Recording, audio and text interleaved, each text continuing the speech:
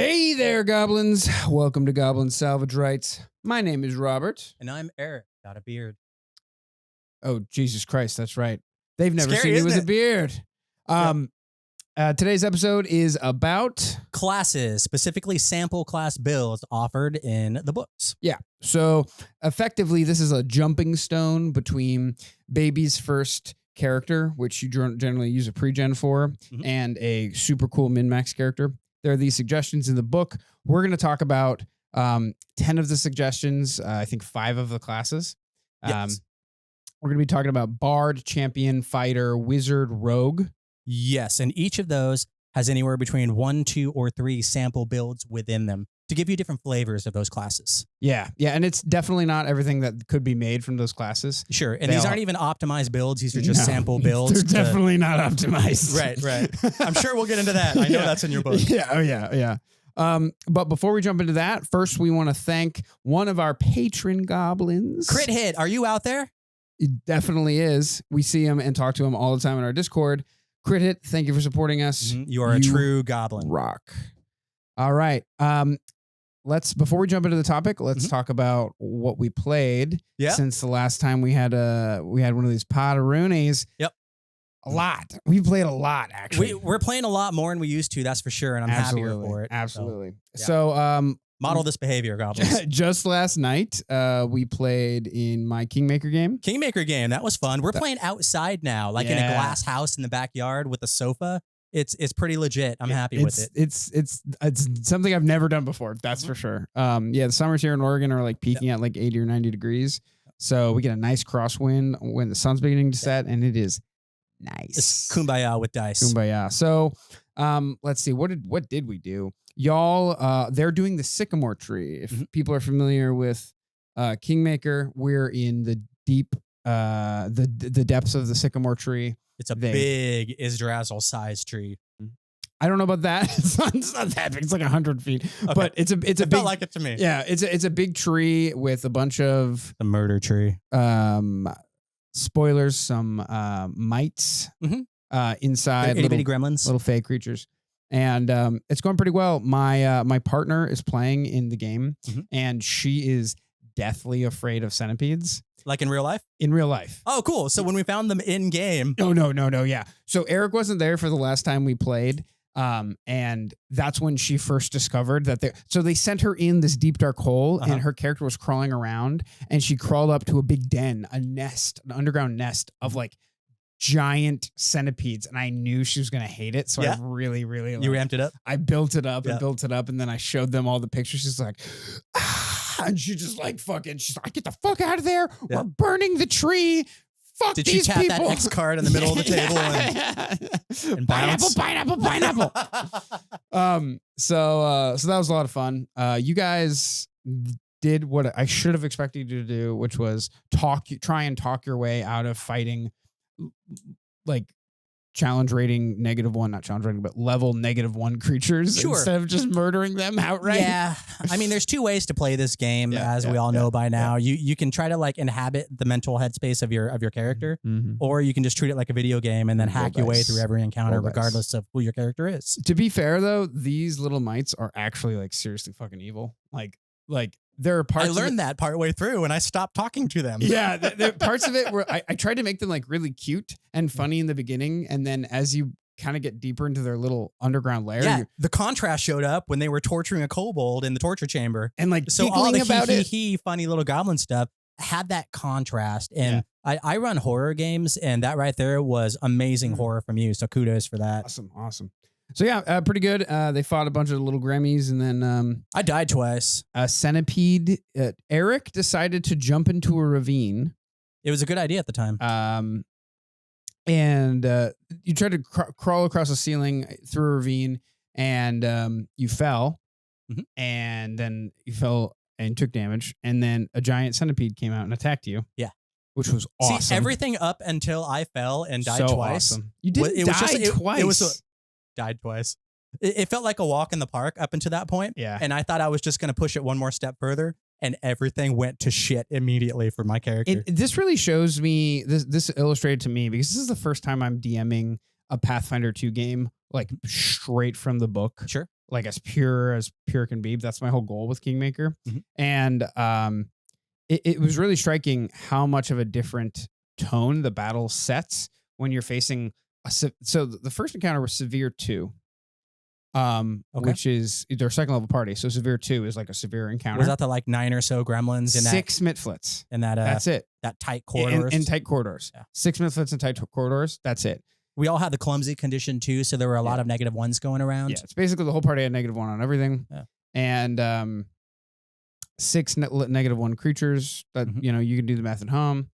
And then when he fell into the pit, the level 3 centipede came out. Yeah. And it's like, it's only AC 19, which doesn't sound like a lot. It actually means that you have like a you have a plus 11 to hit. So you have you only need to roll an 8 or better, which is like a 70. Right, but also have that -1 to hit because of the that's true. That's true. So at the end of the day, it's like the players had like a 50-60% chance to hit the monster in the first place. But the trick is hitting him first and putting him down. All of you guys are rolling so it was bad. I rolled 6 hilarious. times in a row, and I rolled 2 twice. I rolled 1 once. I rolled I think 4 twice, and then I finally got an 8 after that. Yeah. Yeah. So it was. I mean, Erik is what it is. Notoriously bad at rolling dice when I'm a player. Yeah, absolutely. But this was just the whole. This is like you touched everyone's dice that night.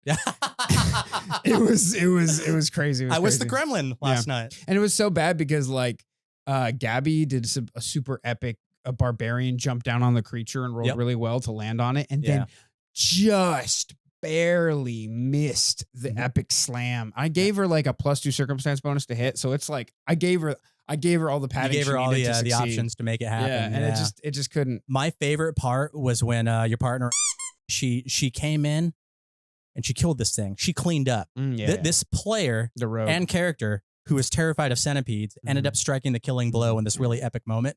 That I'm really glad it was her and nobody else in the party that got to make that strike. Yeah. It's going to be memorable for me. So pretty dope. Yeah, there was a murder tree, and I got put under twice, and it was pretty fun. Did you fall? Did you fall unconscious twice or once? Twice. Yeah. So from the first attack, and then I don't remember which attacks they were, but I went under 0 twice. Huh. Okay. Yeah. So let's talk about what you did in your Edgewach game, which I think Edgewach was a little bit of a different speed for me. This was part 2 of a 2-session downtime. I've been putting you guys through your paces for like 6 months to a year now, where every hour, every in-game day counts, and you haven't had time to do things like retrain your skills or go take a nap or walk your dog or anything like that, right? So I just said crafting an Absalom. Like, crafting's a whole other conversation, right? So yeah, I wanted to give you guys a little bit of a breather, get you away from the horror of, interacting with undead baddies and all that in the precinct and whatnot. So I said, hey, players, tell me what you want to do during your downtime. You got 7 days to do this. And some of you got back to me. One of you gave me everything and more. And then a couple of you just didn't say anything. So I kind of had to write this downtime story. So all of you had new archetypes that you were building into, and I wanted all of those archetypes to play a role in these scenes. So I basically structured this downtime series as a series of scenes that involved your archetypes and NPCs that are related to your archetypes. So one of the players has a psychopomp kind of archetype he's building towards. So I had a scene with an actual psychopomp and a little bit of a mentor-mentee situation going on. And everybody had their own thing going on. So after all of these individual scenes, I had to find a single thread to run through the whole thing. And that was where your character came in. I had the time tag, which you find on certain abilities, certain feats, certain spells, certain monsters. TIME, time. There's not a lot of them out there.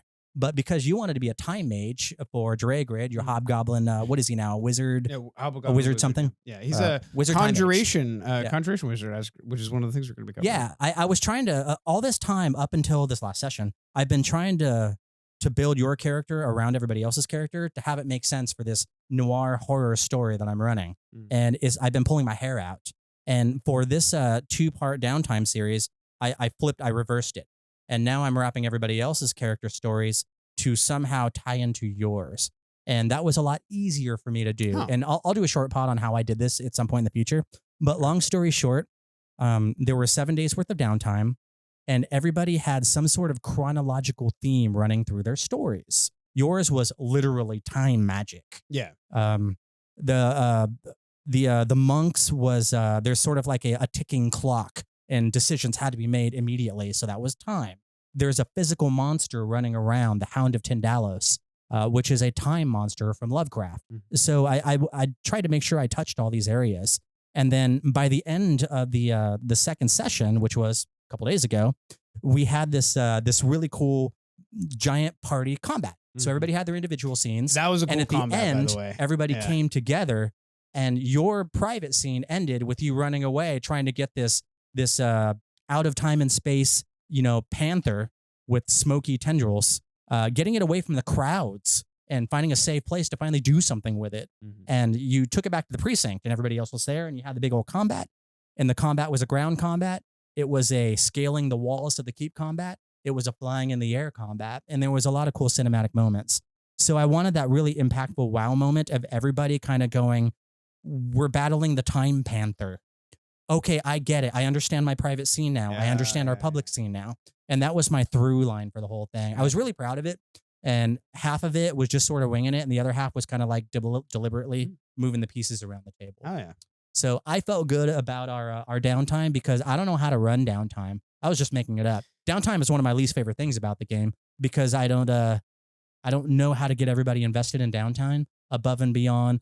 I want to change my skill from this to that. And the fact that we're all like public servants in the city in the center of the world really makes downtime something different because like we joked about, it makes it's a different look and feel, isn't it? Yeah, it makes the use of crafting altogether useless effectively because of the way crafting works. Yeah, and I'm hand waving a lot of the crafting rules because I don't like them. Yeah. And we'll see what Remastered has to do with it. Yeah, I hope they do something with that. But like downtime really changes the game in a lot of ways when you're playing in Kingmaker, for instance. Sure. And you guys are not going to have access to things you want. Mm-hmm. So if you want them, someone's going to have to probably make them for a long time. And the party doesn't have any of that. So I'm building in ways to let the party be able to do that eventually. Mm-hmm. To kind of be like, oh, you could tap on this thing and this person's shoulder, that kind of thing. But in the meantime, before you have all that logistical stuff set up, if you need to fix your bow, you have to go back to Oleg's or you got to fix it yourself. Right. Or if you want to make a new magical weapon, if you want to transfer a rune, you got to solve that problem. Yeah. Yeah. That sort of technological know-how scarcity is intriguing to me.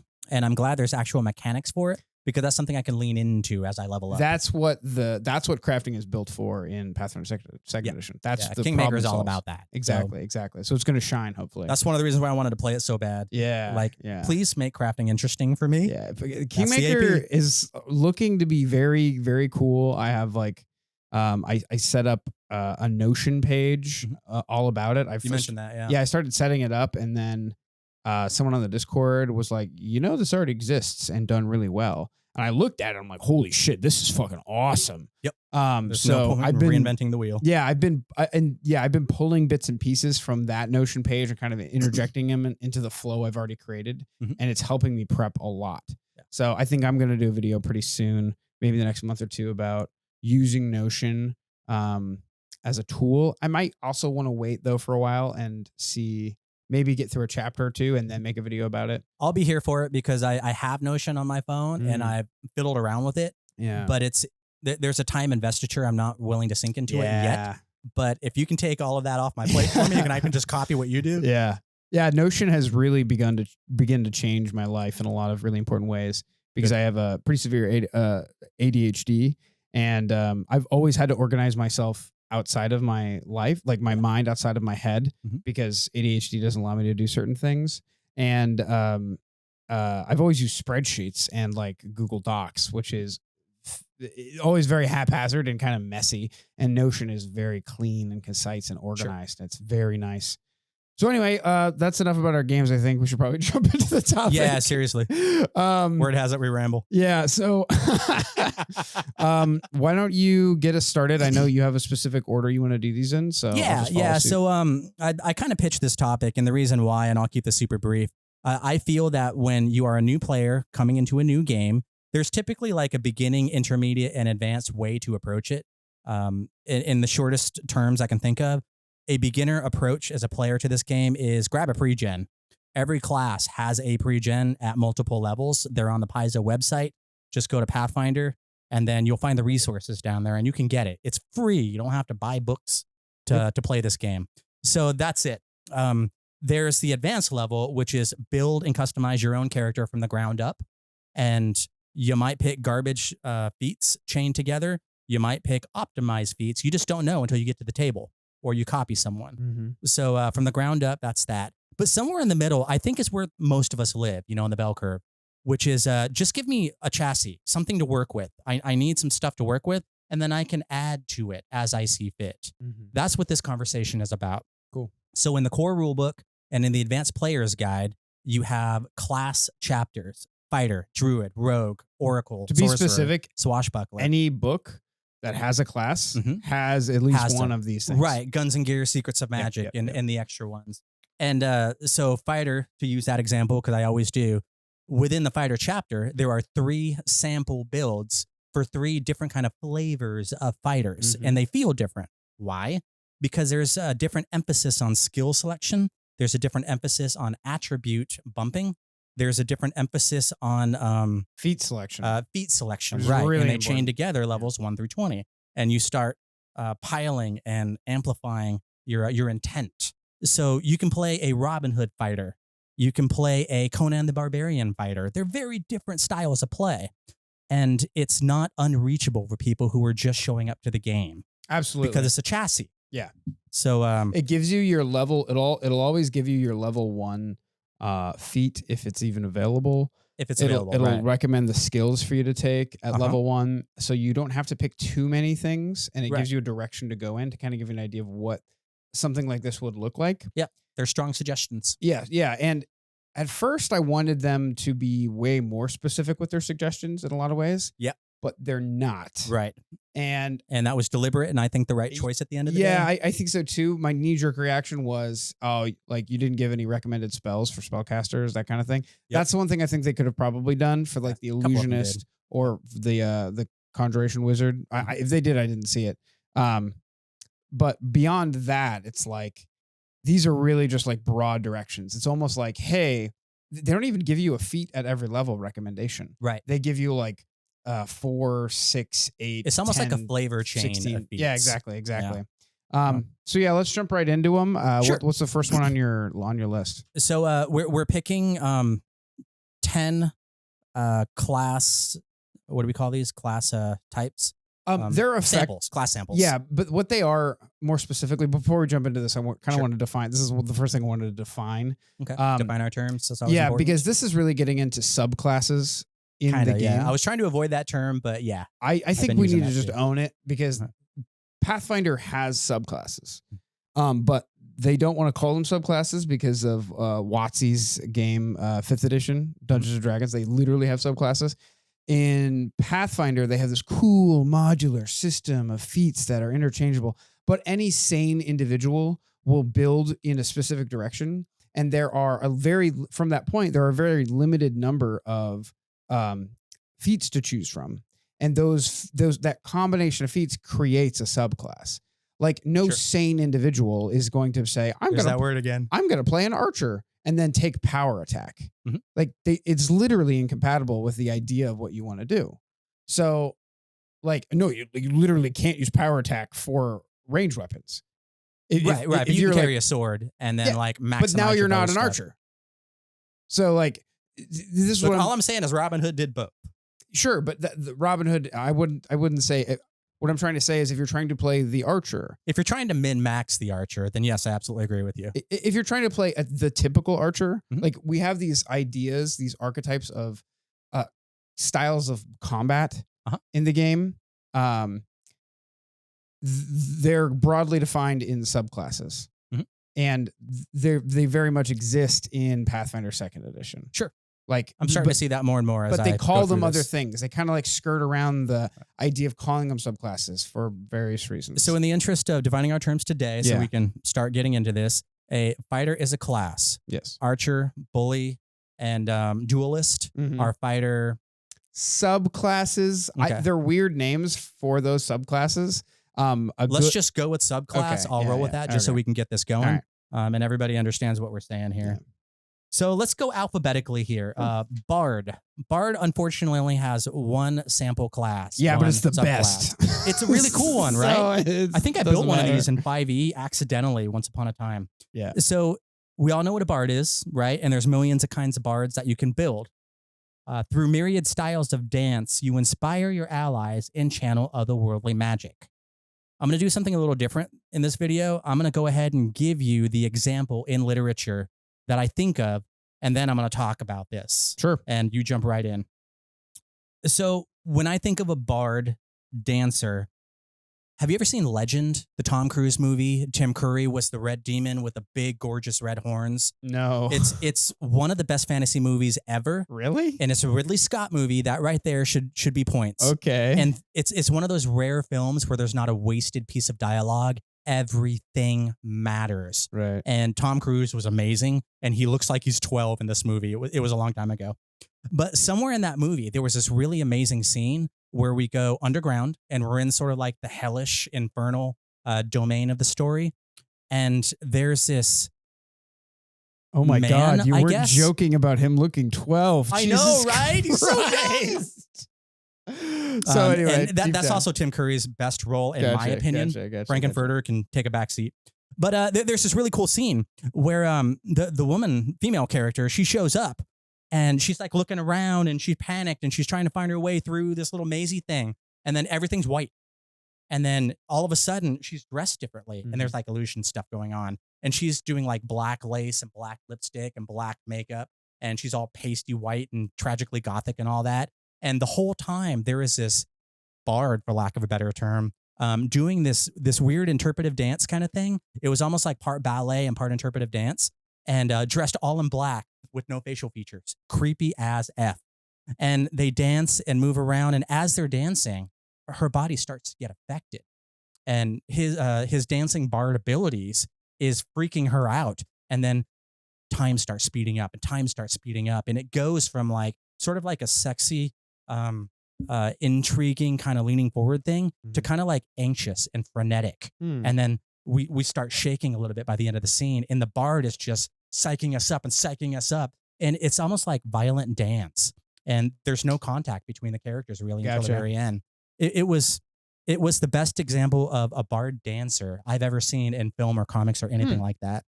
So when I think of dancer, I just immediately go to the Final Fantasy dancer. I'm not familiar with that. Which Final Fantasy was that? Oh, the most recent one would be Final Fantasy 14, the MMO. It's like it's a support class where you basically buff someone else really well while also doing your own attacks with like chakrams. Gotcha. But the dancer has been like a thing and a theme through all throughout Final Fantasy, going back to like I think 3. Okay. But I don't know how like recently it's been a class. I must be blanking outside of 14. remember it, but yeah, the dancer is like a classic physical act of dancing is a physical act of art, obviously. Sure. And from the context of like D&D and the history of D&D, it's always been one of the best choices because you can perform without any auditory conditions, obviously. Yeah. And you don't need any instruments. You can always use your body. Sure.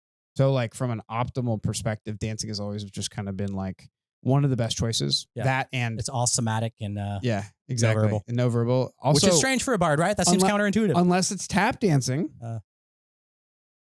Yeah, I guess you know so. what I mean? Tap dancing bard. I'm just saying. I speak through my toes. What about you? Exactly. Yeah. So the dancer suggestions are they chose the bard. They chose the bard that buffs, basically.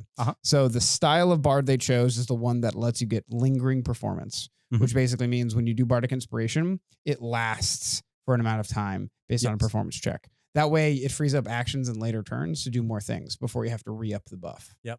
Bards are your friend, people. Yeah. Oh yeah. Bards are arguably the best class in the game, in my opinion. Certainly at present. Because they hand out buffs that are really powerful and often hard to compete against so cheaply. Because when we're looking at buffs and abilities and debuffs, we have to discount their power based on how difficult it is to do something.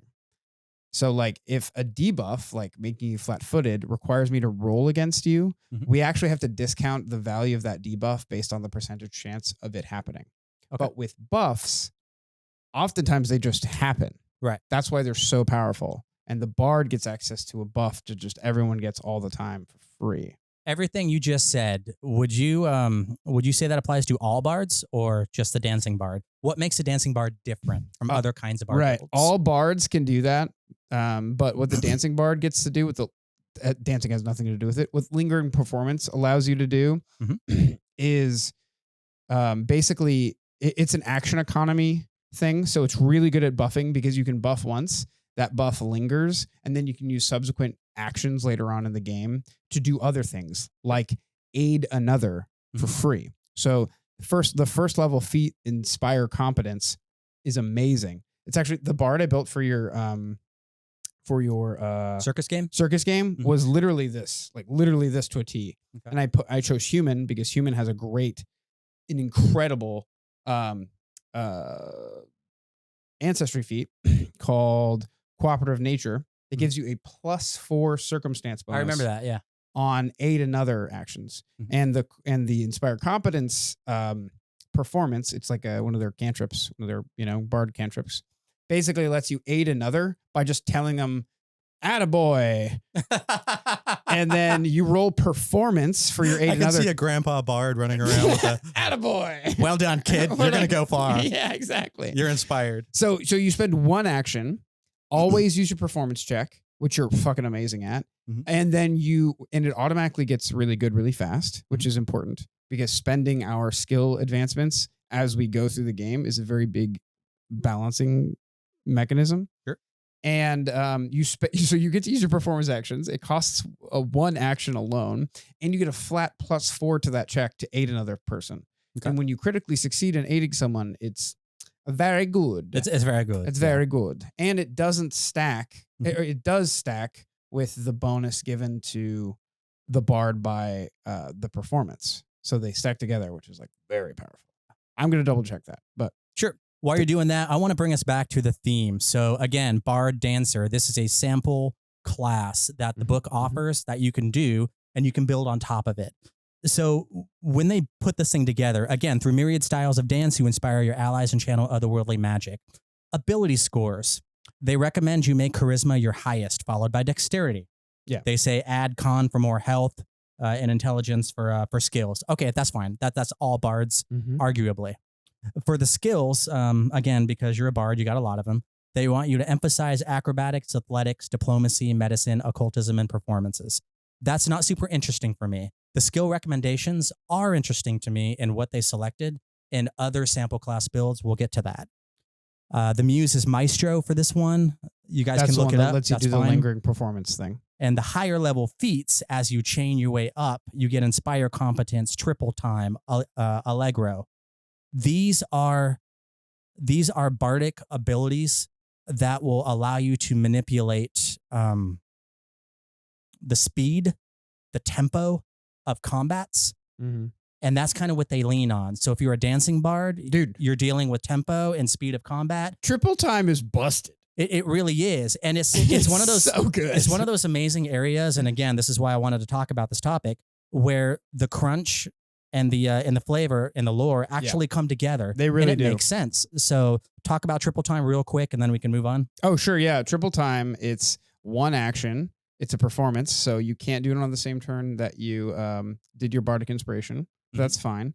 It's a 60-foot audible AoE. Every ally gets +10 movement speed.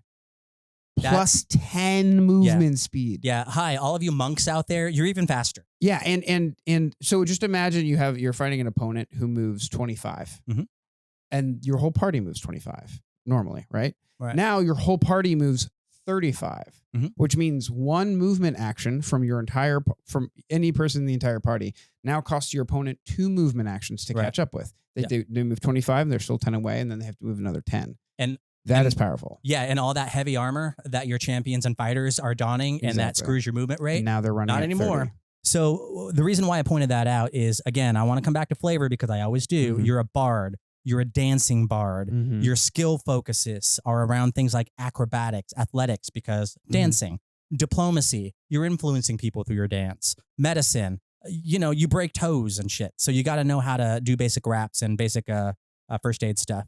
Occultism, okay, you're a bard, just roll with it. And performance for all the obvious reasons. And these higher level feats and the actual spells they recommend, illusory disguise, soothe, detect magic, ghost sound, light, mage hand, read aura. These are all things that you use on the stage and in performance. So it's thematically consistent.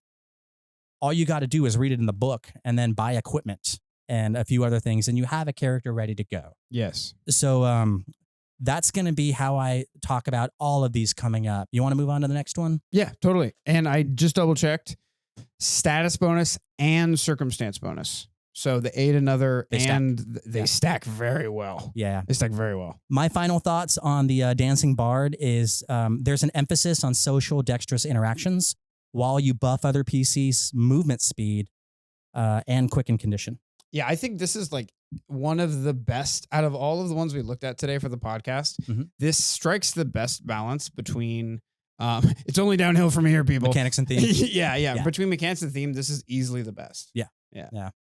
So moving on to the champion. The champion has 2 sample classes that are in the core rulebook. Does. And one of them is called the Liberator, and the other one is called the Redeemer. Let's start with the Liberator. It's a very good segue because it's also a highly mobile focused Yes. subclass of one of these. It's cool, and also because Pathfinder is doing an amazing job of wrapping their mechanics around the lore. You're going to have different deities and different, major NPCs that are actually wrapped through the lore of certain classes. Yeah, the Liberator's Calistria, right? Yeah, it is. Example, yeah. So the flavor text on this one is Champion Liberator. With the name of the savored sting on your lips, you free those held against their will and exact revenge upon their captors. That's kind of cool. That's pretty sort legit. of like a liberation, freedom, anti-slavery sort of thematic push. And you're a champion. Champions as a class, they tend to do a lot of reactions. They do reactions on behalf of your party members. Yep. That's kind of their thing. So when you add that with the liberation, with the freedom, how do we take those themes and put them into actual feats and actual abilities? Anything you want to talk about with the Liberator in that respect? Yeah, I mean, from a gameplay perspective, there are 3 champions. There are 3 good aligned champions. One is the Paladin, which I'm really surprised wasn't a selection here. Mhm. Paladin is the classic champion. It's what it used to be. Yeah. Its reaction ability that it gets is basically all of the reaction abilities give the target of the attack resistance. And then this one lets you basically do a free attack of opportunity. That's pretty legit. It's easily, from a combat perspective, it's easily one of the best. The Liberator lets them make another, if they got grabbed or restrained in some way, it lets them get another check to break out of it. Later on, it makes them really good at that check. Right. Freedom of movement. Exactly. Again, theme meets mechanics. Exactly. Yep. And I mean, in other editions, they would have literally just gotten freedom of movement, but that's less of a thing these days. Right. And then they get a free action to step away, which is, in my opinion, really strong because mobility, especially in the combat of Pathfinder 2nd Edition, is very important. It's really, really important because mobility soaks actions. It does, yeah. In a tactical grid-based combat game, that's king. Really important. Almost as important as dealing damage. So that's why I'd say that this is the Liberator is easily the second most powerful one out of the good aligned. Sure. And yeah, I just can't get over the fact that they didn't include Paladin in one of their examples. Yeah. It's weird to me, but maybe they were trying to highlight the non-obvious ways to build the class. Maybe. And this is actually one of them. So I'm going to ask you now, if I'm building a champion and you don't know what kind of champion I'm building, what skills do you I assume I'm going to assume lean you're going to on? be building a strength-based, heavy-plated What skills? charisma. What skills? Well, your charisma is probably pretty good, so skills are probably going to lean towards the charisma skills. What are they? Call them out. Diplomacy, deception, and deception. Maybe not deception. You're right. Yeah, maybe not deception. Diplomacy, intimidation, and intimidation. Performance. Those are like the four. Sure. And we have here a champion Liberator of Calistria. Deception and stealth are the two leading skills for that. So stealth is dex. You're dex based now. That's the whole woo. Exactly right. Yeah. And then religion because you're a champion, and society because you're a champion. But that whole like leaning on deception and stealth thing, with your deity and cause values being Calistria and Liberator, and having the starting feat being unimpeded step, and you start manipulating people's movement speeds around you and dealing with the ideas of a freedom of movement for yourself and freedom of movement, and freedom from conditions and freedom from bad saving throws. You know, just the whole idea of like freeing you up when outside forces are trying to pin you in with their various abilities. As a champion Liberator, that's a flavor of champion that's very different from the next sample class, which is Redeemer. My final thoughts on this particular one is before we get on to Redeemer, we've got the Liberator. There's an emphasis clearly on social dexterous interactions while ensuring your allies have freedom of movement through saves, conditions, and buffs. I should have named my character. I'm going to argue that Mr. Miyagi from Karate Kid, he's a champion Liberator. I would have assumed he was a monk, right? But Mr. Miyagi literally lays on hands and gets Daniel back into the tournament. That's true. So he's more paladin than monk for the purpose of this particular example. Yeah. And that's really cool. If you think like, well, if I can make Mr. Miyagi into a paladin type character, can I make, I don't know, like Robin Hood into a wizard? How can I take a character that I know and love and I just assume I understand the chassis they're built around? How do I take that flavor and slip it into another class? Yeah. And they're doing that here. So that's the last thing I wanted to say. That reminds me of the that there's like an old like fucking Reddit post or Tumblr post or something about Lord of the Rings, Gandalf actually being a fighter. Right. And not a wizard at all. Yeah, he's a fighter mage, but yeah. Or like, he has like 19 levels in fighter and 1 level in wizard, basically, because he only could do is cast light. Maybe a tiny bit of druid. Yeah, exactly. But I mean, that is also a great example of how you can I love the idea, I always have, of taking these tropes we have of classes and putting them on their head. Yeah, subvert them. That's what the Liberator does almost to a T, is dex-based champion. Woo! You know what I mean? If you want to take this even further, you can actually make a archer champion very effectively, because there's the ranged reprisal feat, which allows you to do your reprisals at 15 feet. Yeah. So again, these sample builds aren't fully fleshed out, so you can do things like pivot partway through your build, and that's cool. Yeah. Talk to me about champion redeemers. Redeemers, they're pretty interesting. They basically make your opponent or the DM choose between getting a major debuff and the target of their redemption gets a resistance, right, or the target of the target just takes no damage.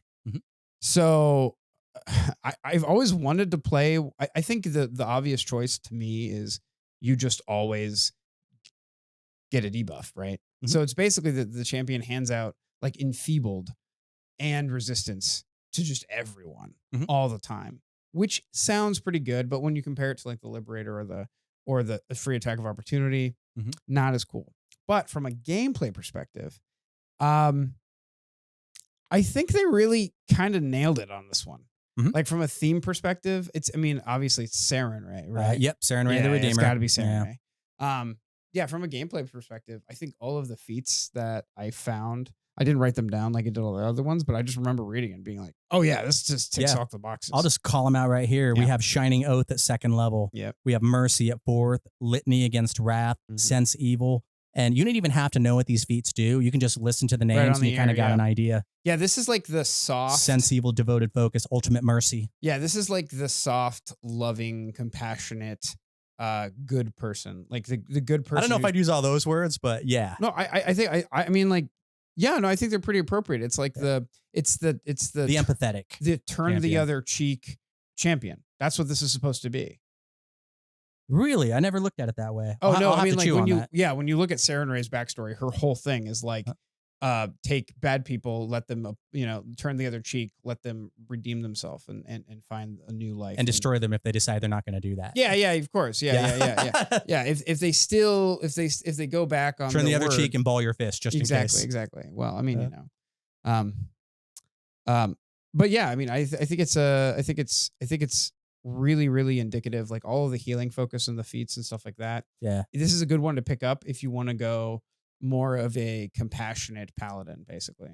Yeah. And where the champion Liberator example had an emphasis on social charisma and dexterous interactions, this one here has more of an emphasis on strength-based interactions and specifically devotion spells. Yeah. So hot take. There's a bunch of people online who are like, champion devotion spells are garbage. And then there's a bunch of other defenders of champion devotion spells who are like, they're not garbage. As there are for everything. They're pretty good. You just have to pick the right ones. Judging by your impersonation, I can tell which camp you're sitting in. Yeah. This one is either hot garbage if you're playing if you're playing a more gamey combat focused game, because it's Shining Oath or something like that. Basically, you touch a button on your chest. And it guarantees the next thing you say isn't a lie or it goes dark. Okay. That's what it does. So, but in a social campaign, if you want to be a messenger or if you want to live as a champion does, the truth, this truth mechanic where you can be like, I am actually telling the truth on God, literally on God. Like it can make for some really cool social encounters and really give you a huge quiver in your cap from that perspective, making promises to people or apologizing to people and saying you never do something again and stuff like that. I think it's pretty interesting. Yeah. I don't have an example of an actual character out in literature for this one. I reached and reached. I could. Let's not go there. Okay. I'm just saying. We might lose some patrons over Jesus this one. was a Redeemer Paladin. I'm just saying. You're not wrong. You're not wrong. Oh man. So that brings us to Fighter Archer. Okay, we're doing the Fighter. Yeah.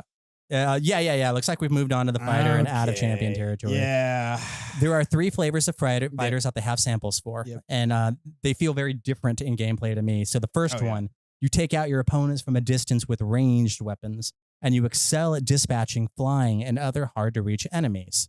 Okay, that makes sense on his head, right? You shoot stuff with a bow. That means dexterity over strength.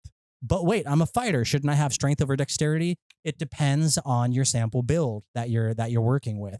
And that changes the gameplay for me. Yeah, one thing I wanted to really press on here is from a building perspective, from building a class perspective, many classes like the champion, there are, in my mind, there are 3 major categories of classes.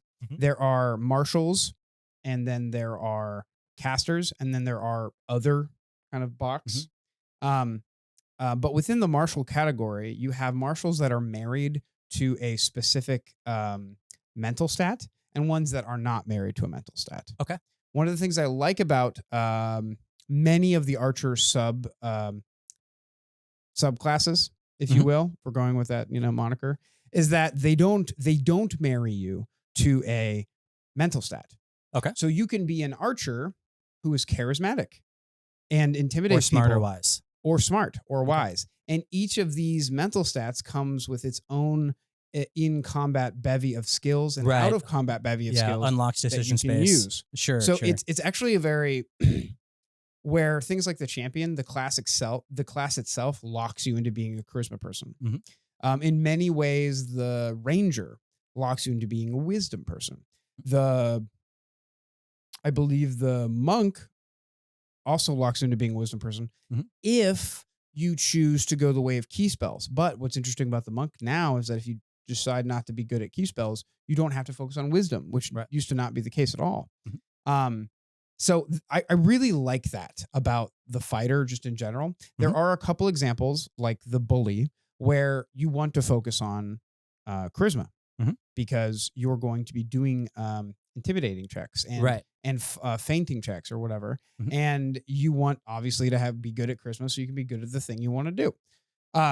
But things like the archer, things like the duelist don't necessarily make up your mind for you. You know what I mean? They don't force you down a certain path. They don't close doors to characters that you want to play. So I think that's pretty rad. Yeah, I think that's good. I never quite thought about it in those terms. And again, that's something I need to chew on. The thing that I like about the fighter options that they give us for these sample classes is immediately when I think of a fighting archer, I think of Robin Hood, Prince of Thieves. Okay. That's the movie. That's the character, Robin of Locksley. And specifically because for this sample build, there's an emphasis on dexterity-based combat interactions. Your decision space for the archer is pretty much on the grid. Your decision space isn't really off the combat grid, according to all of the options they're giving you here. And again, that has to do with the fact that they're not forcing you to pick a mental stat. Yeah, I think that's correct. Which is pretty cool. Prioritize Dex, Constitution, and Wisdom helps with survivability, whatever that means. Yeah. And Strength adds damage with propulsive weapons. So, yeah, prioritize Dex. You get an 18 in Dex, you get a 14 in Con, and then you get to choose a mental stat to have a 14 in, which I think is awesome. Yeah, I super dig that. So that's sort of like the Robin of Locksley sample build there. For the bully. Hold on. Oh, yeah, you got more? I just want to say the feats that they chose were pretty obvious. Point blank shot and the multi-shot feats are double shot, triple shot, debilitating shot, multi-shot stance, basically the bow feats. Yeah, there are other bow feats, believe it or not. There are so many bow feats now that you can't take all of them, which is good. Yeah. They needed to get to that saturation point to make the subclasses not be subclasses anymore. Because when I want to play an archer, and there's literally one archer feat that's obviously the archer feat for every level I could take a feat. You can't pass a lineup test at that point. Yeah, it really begins to suffocate your ability to play an interesting character that's varied. Sure. But when there's multiple options and you can play different variants of archers where you're trying to focus on one person or you're trying to focus on a group of people or you're trying to take down flying targets and stuff like that. In my mind, that's when the decision space becomes more open and more interesting. And that only comes with saturation, in this case, the feat saturation. So, Yeah, I think if you want to play Robin of Locksley from Robin Hood, then Archer is probably your best bet to emulate that kind of look and feel experience. Absolutely. Slap a short sword on the side. It's a finesse weapon. You can use it with your dexterity. You can still attack things. You're not going to be great at it, but because at the end of the day, Robin Hood was an archer. Right. First and foremost, right? Yeah. On the other hand, if you want to play a fighter bully, you might look to William Wallace from Braveheart. Yeah, absolutely. I don't like what I dislike the most about the bully is the name, actually. Yeah. Because none of these feats have to do with intimidating and doing frightened conditions in combat. Right. And that's what you would assume the bully does. See, the way I read that is you bully your way around the field. Yeah, and you maneuver people. So that's what it does do. That's true. You're not asking for consent when you're moving people around, bodies around the field. That's true. But I just expected more of a mental stat lean with a name like the bully. Exactly. Yeah. For sure. What's cool about the fighter is that there are those options. There are a couple feats that allow you to, if you hit, they get the frightened condition. Or there's one feat that gives you bonuses on intimidating if you've already hit a person. Yes. Or something like that. Yeah. So to me, that's a really cool design space you can build towards. Sure. Because it's that mental stat combined with the open-ended physical stats. Because all you need for a bully, you max out that strength, 18 strength, you get a 14 con, and then you can pick a mental stat to jump into because you're just wearing fucking plate mail from level 2 forward. Right. So for anybody who doesn't know, we're using the term bully a lot. Again, think of William Wallace from Braveheart when you think of this. Yeah. Using your two-handed weapon, you push your foes around the battlefield and you deal grievous wounds. you excel in taking down the biggest enemy standing in your way. So this is sort of like your boss fight character with the two-handed weapon, and you're trying to move this guy and push them up against the wall, up against the tree, near the chasm so you can push him over it. That sort of battlefield square by square bullying tactic is kind of, it's what Mel Gibson did throughout the whole movie. Yeah. Through a strategic brilliance and use of really big fucking weapons. And it's a really good thing to point out. I made a post about this on Reddit years ago. But one of my favorite guides ever written for a class in Pathfinder First Edition was about the Paladin. Okay. And what they illustrated in that guide was that we are not playing a classic MMORPG where there is a tank, a healer, and a damage dealer. Sure. Because the opponents can just choose not to fight the tank and go for the squishy targets. That's what they should be doing. So what does a tank to do about getting aggro? Well, the only way you could really do that is by being such a pain in the ass of your opponents that they have to deal with you first, right, before they get to the squishy targets. Yep. Make it so they can't just circumvent. Yeah, make it so they can't ignore you. Yeah. And that's what the bully does pretty decently with the movement shenanigans. Yeah. Because if he's always moving you, like, so let's say there's a combat where you're fighting a bunch of melee people and he's always moving you 5 feet back off of your melee target and you don't have reach, you're boned. Yep. Because now you have to spend another action to move in. Right. And when you make that move action, if it's not a step, guess what? You just triggered attack of opportunity from the fighter. Yeah. So it's like, it can be kind of... It's a bit of a headache for the GM, and it makes your GM be more proactive in their engagement with specific players. Which I love, like from a combat perspective. I like when combat kind of tells a story. Yeah. You know, that tells an action. Yeah, when the mechanics start. I keep coming back to that marriage of mechanics and lore. So starting feat, power attack, the bully gets knocked down, furious focus, positioning assault, brutal finish, savage critical. We don't need to know what these feats do. We can just listen to them and go... That's kind of William Wallace and Braveheart. Yeah, it doesn't mean he was a dick in the movie. It just means he was the fighter bully. Yeah. Representative of the fighting force. They're all focused on two-handed weapon attacks. Exactly, yeah. So my final thoughts on the bully, there's an emphasis on strength-based combat interactions. That's where the decision space is. It's not in the social interactions if you want to play the fighter bully.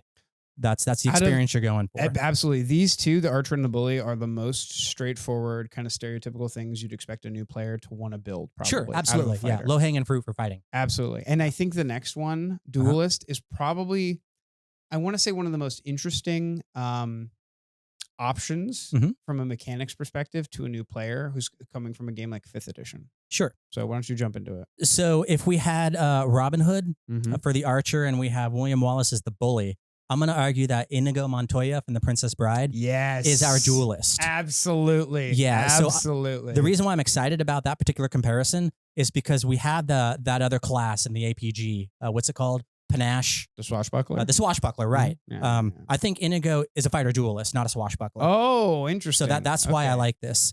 So keep in mind, Inigo Montoya, you killed my father, prepare to die.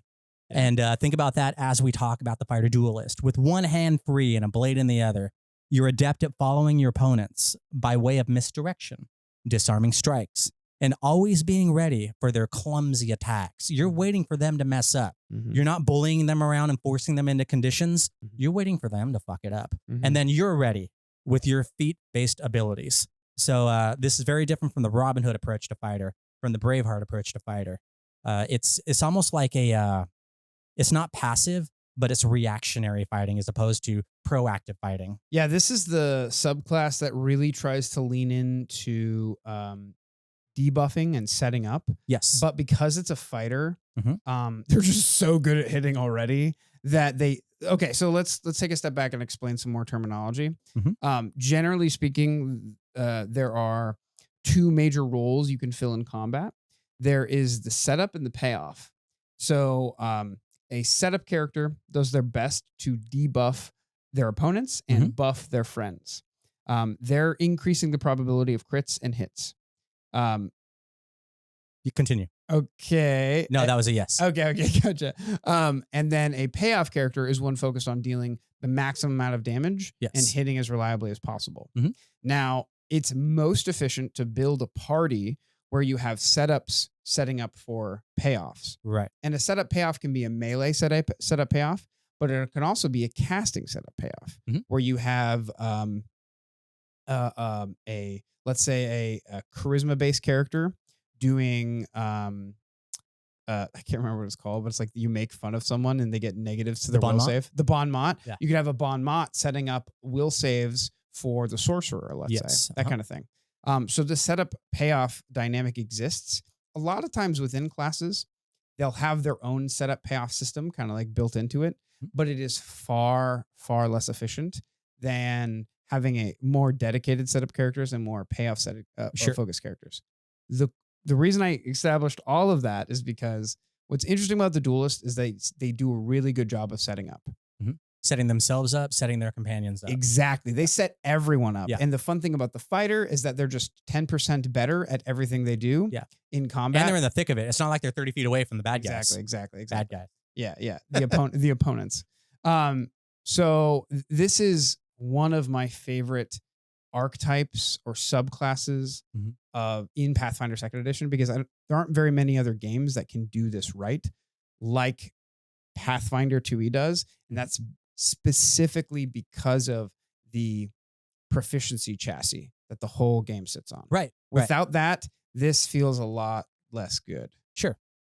Let's talk about feats a little bit. You start with Snagging Strike. Which is already your favorite. You're doing that in our... I am, and I'm not doing it well, and I need a character redesign. And we'll talk about that later. I honestly, like, the thing about it is you have a rogue in the party. You know, my partner's playing a rogue. Yeah. And that Snagging Strike is... That's why I picked it. I wanted to set somebody else up. It's just... Because she's playing an archer. She wants to play more of an archer now. And it's very hard for archers to get sneak attack.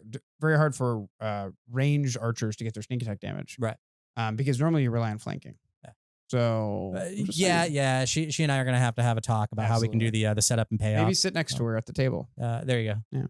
It's not like we're that far away from each other. And besides, I need to read her lips. So Snagging Strike, Dueling Parry, Guardian's Deflection, Dueling Riposte, Riposte. How do you say that? Reposit.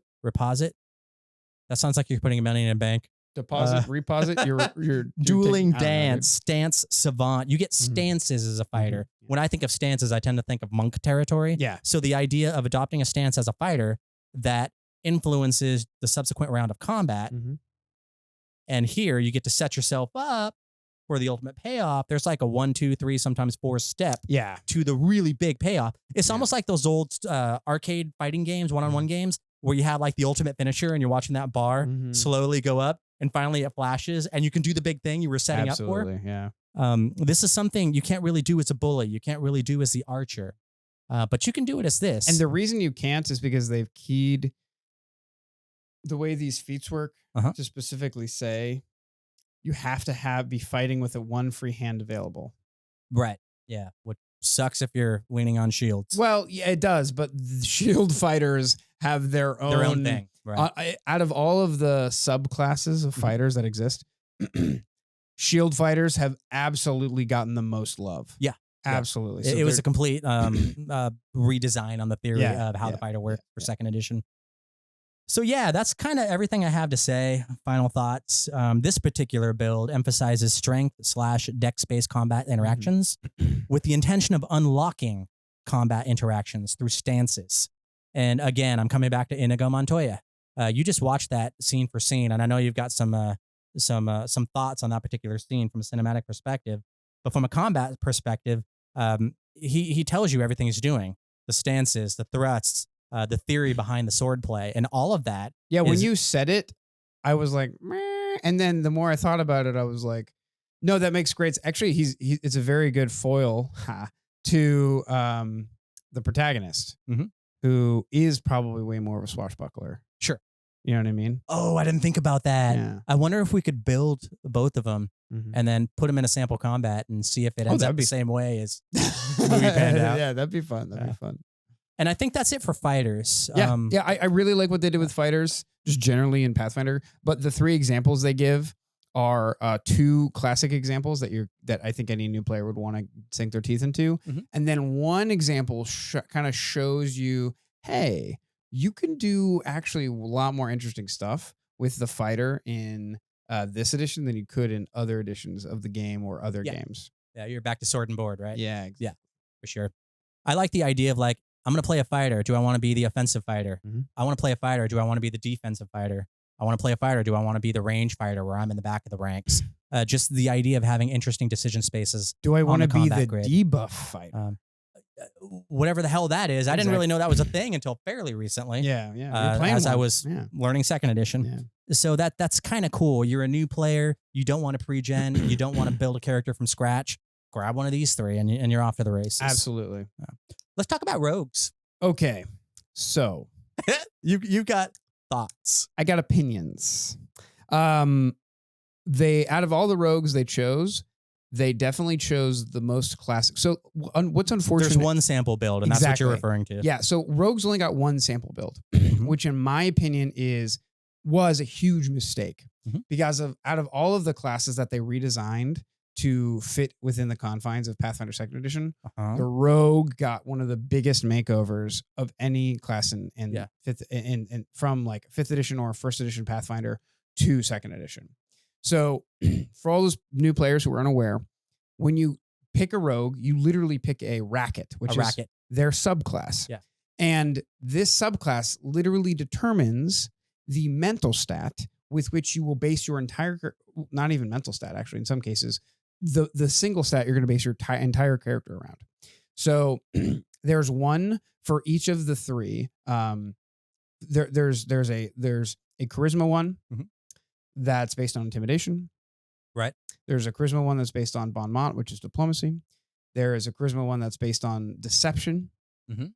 There is a strength one. Oh no, the strength one is what's based on intimidation. So instead of going dex charisma, you go strength charisma. Okay. And you get to wield big weapons. And then there is the one they put in the book, which is the thief. And the thief is very similar to the fighter in the sense that the thief doesn't have you marry yourself to any mental stat, which is weird given the context, the beautiful context of all the other choices you could have made. I would have much rather them made an example of the physical bruiser one. I can't remember what it's called. It's in the core rulebook. The one where you can use your key ability score as strength instead of dexterity. Sure.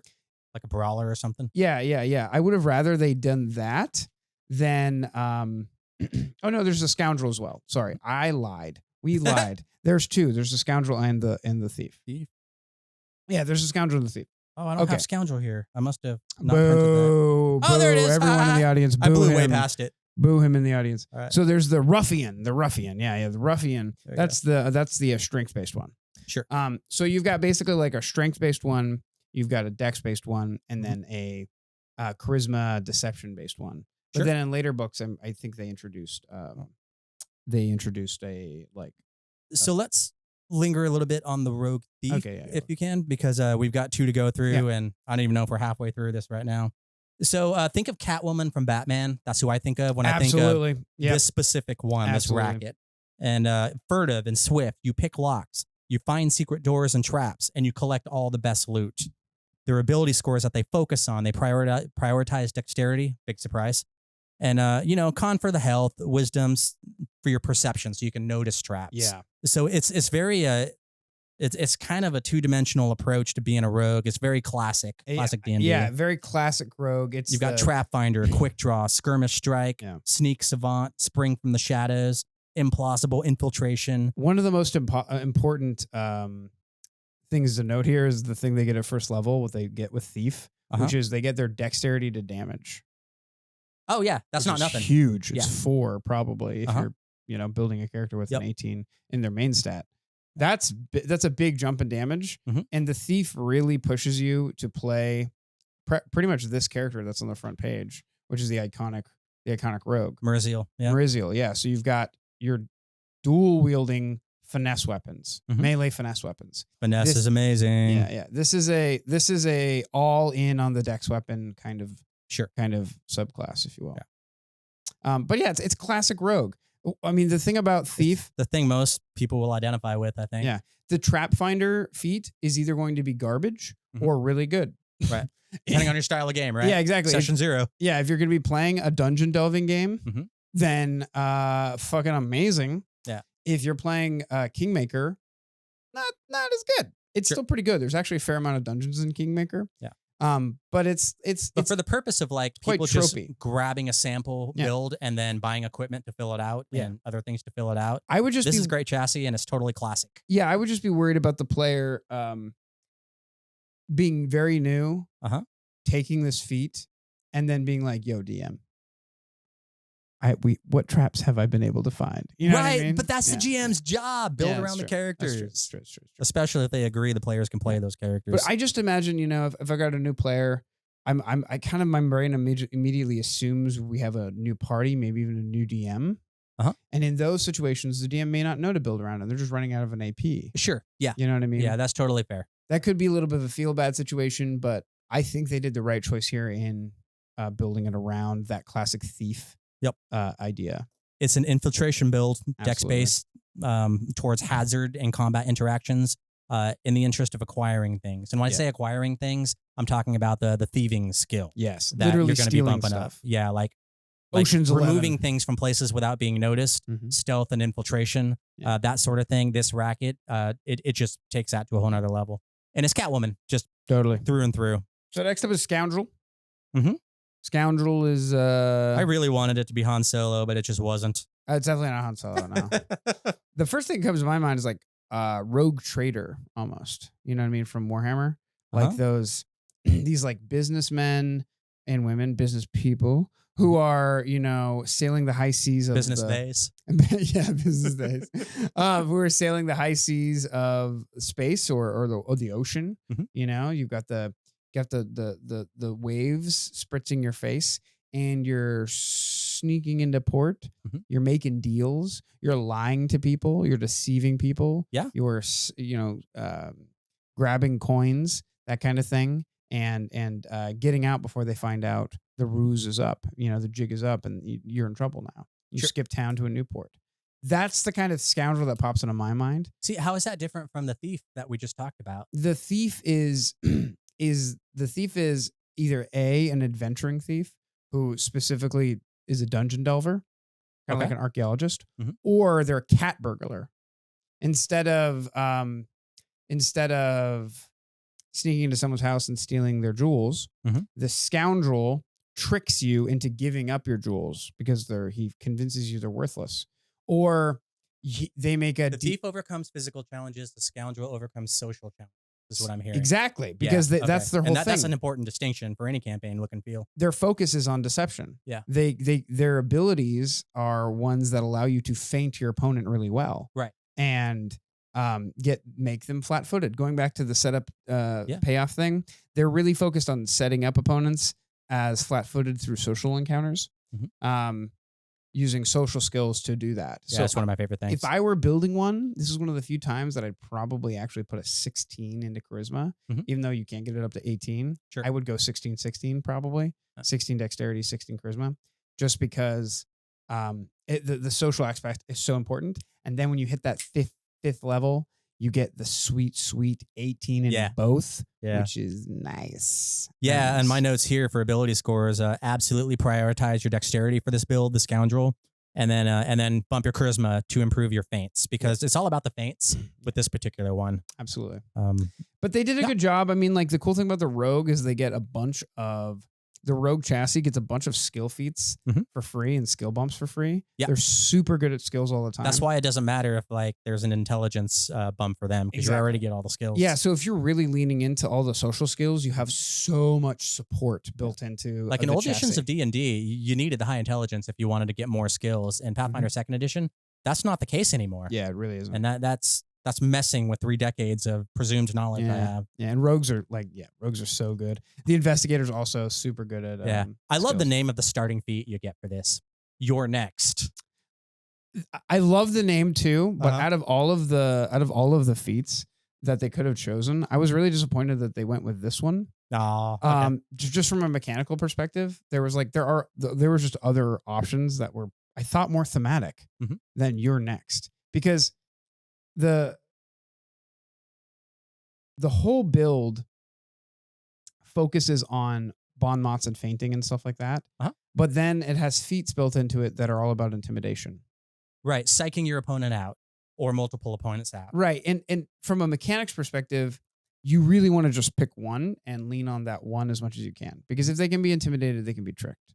And I don't know. It felt off to you. It felt off. It's like, I'm not going to suggest that like the designer who put this together had never read the book, but like, yeah, it didn't seem very straightforward. And I could be that I'm looking at it with like rose tinted glasses, because they wrote this with the core rule book and maybe the APG options in mind. Okay. I'm looking at it from a perspective of all the other feats, and they all blend together because they're on Archives of Nethys, and I just see all of them. I know who looks at the tag where the book is from. Exactly. So, that might be the fact that they just didn't have that many options in the core rulebook. Are there any characters out there in movies that you can think of that might fit this one? If the other one was Catwoman, the thief, who might make a good scoundrel? For me, I landed on Matt from Wheel of Time. Oh, everything we just talked about screams Matrim Cathan. And I can't think of anybody else that better represents this particular. So I grew up watching like heist movies like Ocean's 11, and The Italian Job and stuff like that. All right. And I could totally see like George Clooney being a scoundrel. Okay. See, I would have thought he would have been the mastermind racket, but yeah, he could totally fit for a scoundrel. Mastermind's not in here, but it's not right. It's in another available. book. But yeah, Mastermind. I'll buy that. I'll totally buy that. Maybe Brad Pitt then, because Brad Pitt is kind of the whiner and the diner. Yeah, but he is too. I don't know. Yeah. I never remember the names from Snatch. Oh man, what would he be? Oh God. I don't know, man. He does a lot of setup and payoff, but that's I don't know. Yeah. Anyway, let's jump on. That's pretty much what I got. Let's jump onto the wizard. I think they did a pretty decent job. I would have liked to see like I said, the ruffian, because it's so unique. It really deserves to be kind of described how you build it, because it really goes outside of the box. It flips the trope on the head a lot of ways, and I think they would have done a great service. I think a whole new set of pre-gens, maybe like we can do goblin pre-gens that are specifically these sample builds, just like customized towards GSR. I had a plan for a long time to make a video covering all the classes that are out and making pre-gens for them. So to kind of like road test that, how about I'll put like a pre-gen up to level 10 for like a... Using the sample builds as a chassis? Yeah, using the sample builds as a chassis. I would love that. And like adding on things that'll do. Yep, that's what you get, goblins. Check out the doobly-doo. I'll have one of each probably in there up to level 10. Okay. The caveat is they're all goblins, of course. No kobolds. No kobolds. Only goblins. Someday there's going to be a kobold salvage rights, and we're going to go to war. Absolutely. That would be. So talk to me about wizards. There are two, and I'm not super excited to end on this note, but here we are. Wizards are at the end of the alphabet. Let's start. Do you want to start with the good one or the bad one? Well, okay. So the entire purpose of this episode is to take people who don't want to do a pre-gen, which is Ezran, the iconic wizard. Yes. A universalist wizard. Yep. And they don't want to just make their own character from the ground up because there's too many options and they're frozen. So here's two samples. One is the Conjurer, if you want. The other is the Illusionist. So the Illusionist is perfectly thematically awesome. I'm an old groggy nard. I immediately go back to the Gnome Illusionist from 3rd edition in the Player's Handbook. I don't remember any of their names. 1st edition. Yeah. I don't remember their name, but fucking awesome. The Illusionist to me has always had a special place in my heart because I played a lot of Illusionists. To me, especially in older versions of D&D where illusion magic was way more powerful, illusion mages kind of represented the pinnacle of being able to think creatively with clever wizardry is illusions. Exactly. And someone who could play a good illusionist really well was a master of playing TTRPGs in a lot of ways. In a lot of ways, by playing one, it sharpens your sword, right? Because you come up with so many creative solutions to problems that you never would have thought of. Yeah, it's a different spin on the setup and payoff that we were talking about in the combat context. Yeah. So I love the choices they did for the Illusionist. They are all focused on making your spell casting as secretive and sly as possible. It would go great in a social focused game as well, like an intrigue game. Yep. If Dragrid dies, subterfuge and misdirection and that sort of thing. If Dragrid dies, playing an Illusionist cop, Illusionist Wizard cop actually sounds like kind of crazy. That could be a lot of fun. Yeah, a lot of fun. Okay, we can totally talk about that. I think I kind of want to like take a moment to acknowledge that Pathfinder Remastered is coming out in November. Yeah, totally. And they're redoing the schools of magic. Yeah. They're basically getting rid of them as we understand them. Absolutely. And they're going to recontextualize them. So we get that.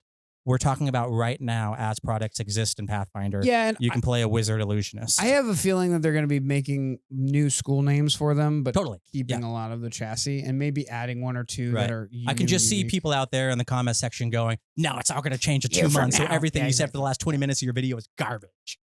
So the illusion focus spell you get is pretty decent. I really like it. Yeah, what is it? Blah, blah, blah, blah, blah. I don't even have it written down here. I've got conceal spell at 2nd level. Yeah, that's their feat. But they each get their own focus spell. I remember reading it and being like, oh yeah, that's really good. The problem with the fighter, not the fighter, the problem with the wizard is that their focus spells are really hit or miss. Half of them are really good, half of them are really bad. Okay. And by good and bad, you mean effective? In combat. In combat specifically. Yeah, effective in combat and specifically. Like the Conjuration one I have a big problem with just in general because it's not strong enough in my opinion. Well, yeah, that's because you have a love affair with summoners. I do. Yeah, I do. That goes back to... You're measuring lightweights against heavyweights. Yeah. I mean, that goes back to my days of like growing up playing the game and reading like Trent Monk guides and stuff like that, who's apparently on YouTube and has a great YouTube channel, by the way. Go check out Trent Monk's YouTube channel. Fucking awesome content. But yeah, I'll look it up. Why don't you keep talking about the... Sure, we're doing Illusionists, right? Yeah. So again, it's useful for me to... in order to understand these sample builds and regular builds and optimized builds, it's just a bunch of words and mathy combinations. So I try to think of characters I've read or seen, and I use that to guide my understanding. So Peter Pettigrew from Harry Potter, I know you haven't watched it or read it, but Peter Pettigrew was a wizard, as everybody is in that particular story. But the emphasis for the Illusionist is on intelligence and dex-based indirect solutions to overcoming challenges, leveraging subterfuge as a guiding principle. And Peter Pettigrew did this throughout the entirety of the freaking series until the big reveal that I'm a human being and I've been a secret rat this entire time. And I've been casting magic and doing arcane things. And you didn't know because I'm an illusionist. This entire build here, it just reeks of that. And I couldn't think of another example of a wizard out there. Cool. So what is an illusionist in this context? You cast illusory spells that focus on the senses, and you excel, and here's the emphasis, at bypassing threats without violence. Yes. Too often, we see blaster casters. We see fighters that run in and just kill things in one blow. Yeah. We see just these ultimate examples of min-max classes that just destroy things, and they're violent and aggressive. And that's kind of our aggro hobby that we tend that I've been exposed to at conventions, at home games, and everything. Totally. But the Illusionist, it says, no, I'm doing it this other way. We're bypassing all of that stuff. And with spells like conceal spell, silent spell, what's the other one? Basically eliminating your somatic components, your material components, and your verbal components. You get to just like, you get to subterfuge and stealth and obfuscate and get your magic on, and then trick other people and kind of bend them to your will and confuse things. And turn a combat encounter into a social encounter and then win. Yeah, and you're sort of almost adopting that reactionary, kind of like the duelist or the fighter. Yeah, you're waiting for somebody to do something, and then you work around it rather than try and go through it like a blaster caster. Yeah, they are. Their focus spell is warped terrain, 60-foot range, duration 1 minute, 5-foot burst. That's basically they get terrain. Yeah, they get to create difficult terrain, and then they can spend more actions, I think, on making it bigger. Which in a 3-action economy is no joke. Very good. Yeah, I mean, going back to what we said about movement earlier, like difficult terrain reduces movement significantly.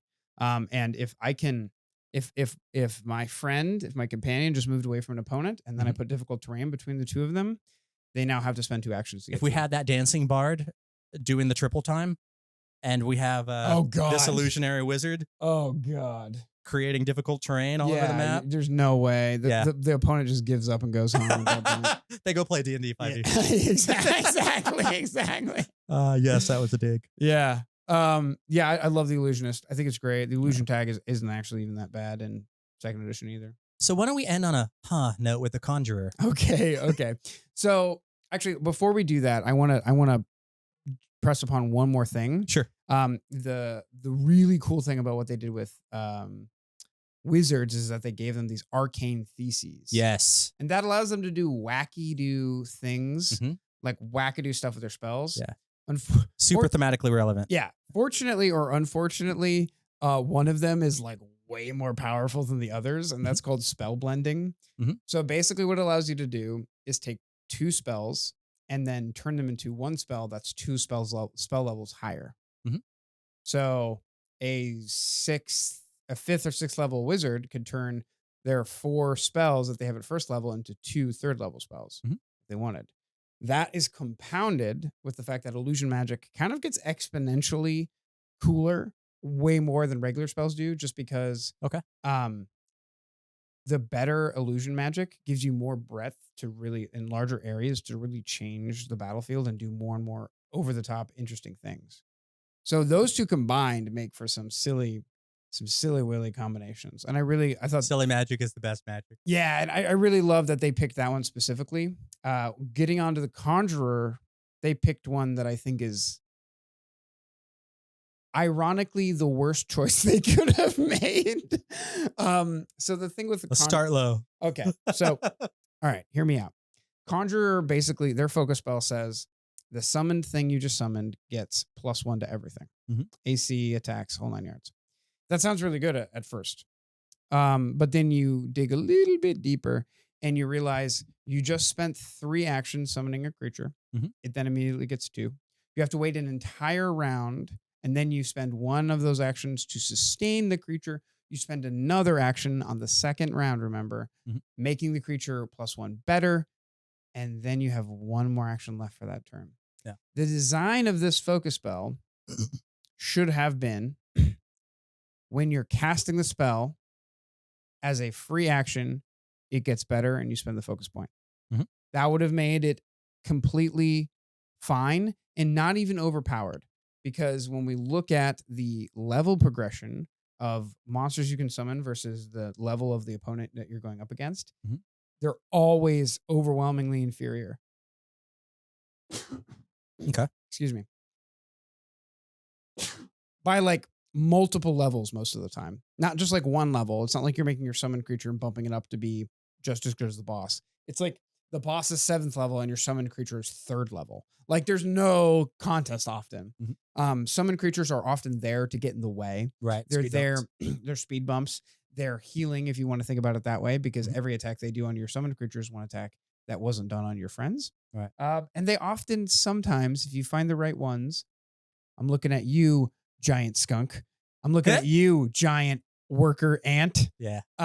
Never again. You find some that are like really just broken randomly because they have monster abilities. So the Conjurer doesn't give a fuck about focus points because their focus spell sucks. And then the second one they get is a pretty neat like teleporting ability that gets you out of some binds and stuff like that. It was pretty nice. Yeah. But you already have so many focus points at that point that like using your familiar to get more focus points, which is the best ability of the so familiars get familiar. That's what this abilities. entire build is around, basically. Yeah, exactly. It's focus on the familiar in a build that doesn't need focus points and doesn't normally rely on a familiar. Because remember, you have to spend an action to command the familiar. Right. I think it even has the minion trait. And if it does, you can't command both at all. You have to pick one or the other to command. Okay. So from a mechanics perspective, I was really frustrated with the fact that they chose this. They could have chosen the other arcane thesis, which allows you to pick a spell slot and pick 2 spells. And you can basically, I think it's either you can quick prepare them or you can just like, you basically double prepare 2 spells in 1 spell slot. That would have been great for a summoner because summoners have a bunch of different summon spells. Summoners are all about variety. You cast 1 spell that gets you access to like 12 creatures. Yeah. And those 12 creatures all have their own spells and abilities on their We'll get lists. to summoners in a future video. Yeah. So it's like the whole point of the class is versatility. It's all it's about. Mhm. And the fact that they didn't choose the versatile thesis to support and emphasize the versatility theme of the Conjuration Wizard Felt was like a just missed opportunity. and I get what they're coming from. They're like, oh, it's a summoner. We always see summoners with pets that go with them all the time. You Mhm. know, that's a way. And it's like, no, Yeah. guys, that's not the point here. Yeah, I Right. guess this Rant entire over. Conjurer. Yeah, and everything you said, it sounds spot on as insofar as I understand it. These conjurers, your magic summons a creature. It you can transport yourself. There's teleportation Yeah. elements to its progression of feats. And you create useful items, which, given the crafting system, is either yay or nay. And you know about odd Yeah. creatures from distant realms. That's the third thing this particular micro build is supposed to give you.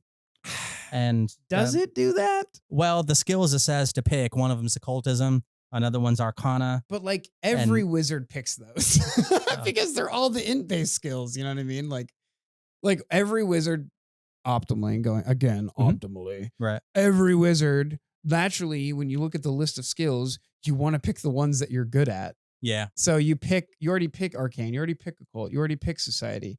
And then from there, you pick the other ones that you want to do. Yeah, I guess that circles back to what we said in the very beginning of this this podcast was these aren't optimization builds. They're not. These are definitely more like chassis to give you a look and feel of a particular type of experience. So what character would I be emulating if I did this one here? It's not a perfect one for one, but I feel like Radagast from Lord of the Rings. It's easy to slap Druid or something on here, but remember the Mr. Miyagi as a Liberator champion. Radagast here, familiars. Yeah, that's kind of a no-brainer right there. Yeah. He knows. That's a harder sell for me, Eric. Yeah, Radagast is so druid, it's like painful almost. Yeah, but in the interest of saying that a character can still be the character and assume a different build. Yeah. What would that look like? Sure. I can still see Radagast in this build. I can see him a lot more clearly in a Beastmaster or a Druid build or one of those others. But as a Conjurer, summons magic creatures, can teleport short distances, creates useful weird items, knows esoteric things about odd creatures from other places. Yep. That's kind of him in a nutshell. That's a good point. Point. I think that's basically it. So those are the 5 classes and the 10 subclasses, or what would you call them? Sample class builds is what they're calling them in the actual books. That we wanted to cover today. If you guys enjoyed this video, let us know in the comments. Go ahead and do all the pleasantries that you expect on YouTube or wherever. The best way you can support the podcast anywhere else, if you're listening to the audio version, is by letting your friends know about our pod and talk to people, send it to them. That would be awesome. Yeah. If you guys really like this, we'll probably do another one. There's a lot more of these. Yeah, classes. we covered 5 classes worth of sample classes, and there's like 25 plus more classes to go. 22? So, or something like that. Was the 23rd coming Basically out soon? 6 videos worth of content if people like it. Yeah, so if you're into this, we'll definitely cover the other ones. They are far more interesting, in my opinion. So yeah, I think that's it. So consider this a taste. So consider this a taste. Okay. First one's free. A little nibble. Second one's weird. Thanks so much for hanging out with Goblins today. And as always, keep it weird.